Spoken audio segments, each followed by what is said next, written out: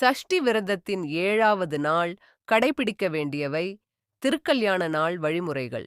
சஷ்டி விரதத்தின் 7வது நாள் என்பது முருகப்பெருமான் தெய்வானை தேவியுடன் திருக்கல்யாணமான புனித நாள். இந்த நாளில் கடைபிடிக்கப்படும் வழிபாடுகள் ஆன்மீக மகிழ்ச்சியையும் மன அமைதியையும் தரும்.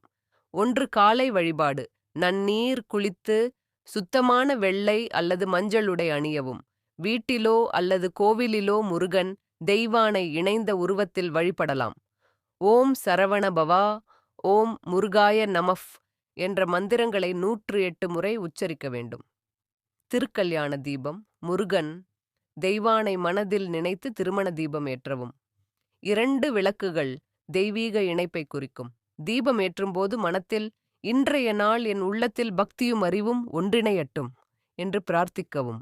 நைவேத்தியம். பால், தேன், பழம், நெய், சர்க்கரை, பொங்கல், மஞ்சள், வெள்ளை பூக்கள் ஆகியவற்றால் நைவேத்தியம் செய்யலாம். இவற்றை ஓம் முருகாய நமஃப் எனச் சொல்லி சமர்ப்பிக்கவும். பாராயணம். திருமுருகாற்றுப்படை, திருப்புகழ், பாடல்களை பாராயணம் செய்யலாம்.